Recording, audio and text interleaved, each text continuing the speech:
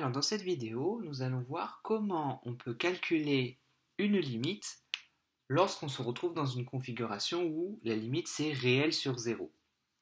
Alors prenons par exemple la fonction f, dont on veut calculer la limite en 3.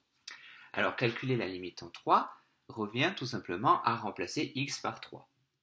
Donc on regarde d'abord ce que ça donne au numérateur. Donc je remplace x par 3. Donc 2 fois 3, 6, plus 1, 7. Au dénominateur, si je remplace x par 3,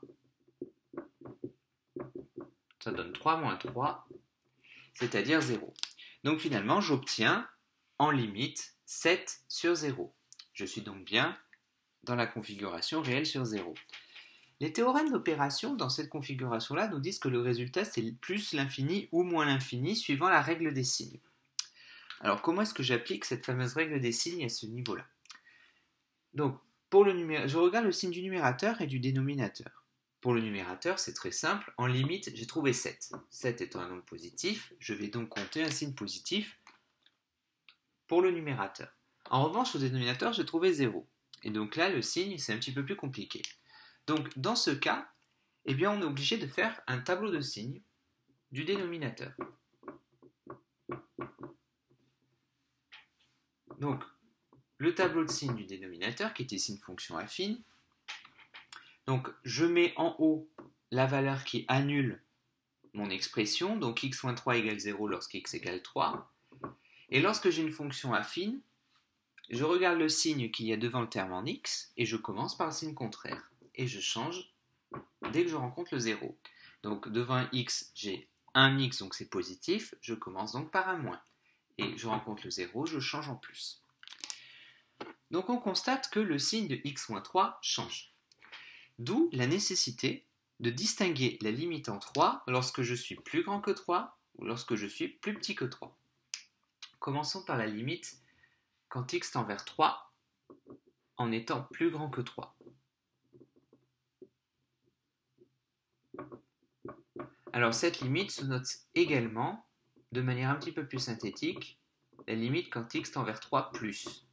C'est juste une notation pour dire que je tends vers 3 en étant plus grand que 3. Donc si je suis plus grand que 3, ça veut dire que x tend vers 3 de cette façon-là. X tend vers 3 à droite. Or, si x tend vers 3 comme ça, je constate que x moins 3 est positif. Donc dans ce cas, je vais devoir compter un signe positif pour le dénominateur. Donc je sais que la limite c'est l'infini, et maintenant j'applique la règle des signes, plus par plus, ça fait plus l'infini. Je regarde le signe de la région concernée. Ici, je suis plus grand que 3, donc je vais regarder le signe où je suis plus grand que 3. Maintenant, si je veux la limite quand x tend vers 3, mais en étant plus petit que 3, ce qui se note de manière plus synthétique, la limite quand x tend vers 3 moins. Donc ça veut dire que je tends vers 3, mais en étant plus petit que 3, x va tendre vers 3 de cette manière-là. Et lorsque x est plus petit que 3, je remarque que x moins 3 est négatif. Donc je sais que la limite c'est l'infini, et j'applique donc la règle des signes. Plus par moins, ça me fait donc moins l'infini. Donc la méthode, c'est je calcule d'abord la limite du numérateur et du dénominateur pour bien me rendre compte que j'ai réel sur 0. Pour le numérateur, je prends le signe de la limite. Pour le dénominateur, je fais un tableau de signes et je distingue les cas. Donc, lorsque je suis plus grand, je vais prendre le signe de la partie où x est plus grand que le nombre dont je calcule la limite. Et quand x tend vers mon réel mais en étant plus petit, je vais prendre le signe de l'autre côté. Alors il faut faire attention, dans l'état, il peut arriver certains tableaux de signes où le signe ne change pas. Ce n'est pas parce qu'on change de limite que le signe va nécessairement changer. On peut très bien trouver des exemples de fonctions où la limite, par exemple en 3 plus et en 3 moins, c'est plus l'infini pour les deux. Donc il ne faut pas présager du signe de la limite. Il est très important de bien faire le tableau de signes du dénominateur. Alors prenons maintenant un deuxième exemple. Cette fonction g de x. On va calculer la limite quand x par exemple tend vers moins 1. Donc la limite quand x tend vers moins 1, d'abord je calcule la limite en haut, donc ça fait moins 1, moins 2, ce qui nous donne moins 3. Ensuite la limite quand x tend vers moins 1 du dénominateur, ça nous fait moins 1 au carré, moins 3 fois moins 1 plus 4, je remplace x par moins 1. Alors c'est pas plus 4, c'est moins 4, pardon. Donc ce qui va nous donner du 1 plus 3, 4, moins 4, 0. Donc je suis bien dans la configuration réelle sur 0. Pour le numérateur, j'ai trouvé en limite moins 3. Donc je vais devoir compter un signe négatif pour le numérateur. Pour le dénominateur, je fais un tableau de signes. Alors c'est une fonction de trinôme du second degré. J'ai donc besoin de connaître les racines. Donc delta b carré moins 4ac. Donc moins 3 au carré, le b c'est ce qu'il y a devant le x. Moins 4 fois a c'est ce qu'il y a devant le carré, c'est 1. Fois c c'est le nombre qui est tout seul. Ce qui nous donne 9 plus 16, 25. Comme delta est strictement positif, il y a donc deux racines. x1, alors il y en a une que je connais déjà, c'est moins 1, puisque on a vu que moins 1 annulait mon trinôme. Donc la première racine, moins b, donc c'est-à-dire moins 3 plus racine de 25 sur 2a, donc sur 2 fois 1, ce qui va nous donner 3 plus 5 sur 2, 8 sur 2, 4. Et x2, alors on peut faire le calcul, 3 moins 5 sur 2, on va bien trouver, moins 2 sur 2, moins 1. Donc finalement, pour faire le tableau de signes de mon trinôme,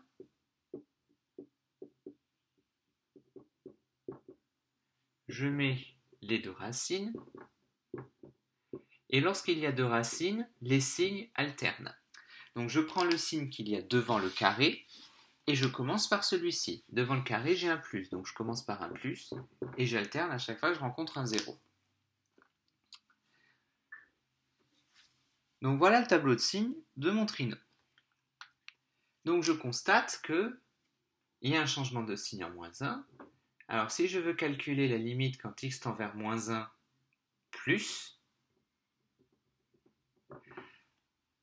donc je tends vers moins 1 mais en étant plus grand. Alors là je remarque que j'ai deux cases, deux signes différents. Il faut se rappeler qu'une limite, quand on dit la limite quand x tend vers moins 1, c'est sous-entendu x est très très proche de moins 1. Donc en fait je vais prendre le signe qui est immédiatement après moins 1. Cette partie-là, je ne m'en occupe pas. Je considère que x est très très proche de moins 1 en étant plus grand. Donc ça veut dire que x est à peu près là. Donc pour le signe, je vais compter un signe négatif.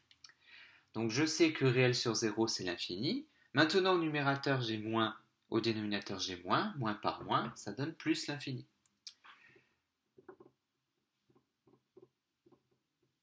Et donc de l'autre côté, si x tend vers moins 1 mais en étant plus petit que moins 1, là il n'y a pas de souci. Je vais donc compter un signe positif, moins par plus, ça fait moins l'infini. Alors maintenant, on va essayer de regarder ce qui se passe quand j'ai calculé la limite en 4. Donc, la limite en 4 du numérateur, ça donne 4 moins 2, ça donne 2. Donc cette fois, pour le numérateur, comme j'ai trouvé 2, je vais compter non plus un signe négatif, mais un signe positif. Alors la limite en 4 du trinôme, quand je remplace x par 4, puisque c'est une racine, donc là je n'ai plus besoin de tout ça, je sais que je vais trouver 0, puisque c'est une racine du trinôme. Donc je vais effacer tout ce qu'il y a là, et je garde juste le tableau de signes. On est bien dans la configuration réelle sur 0. Donc je sais que la limite c'est l'infini.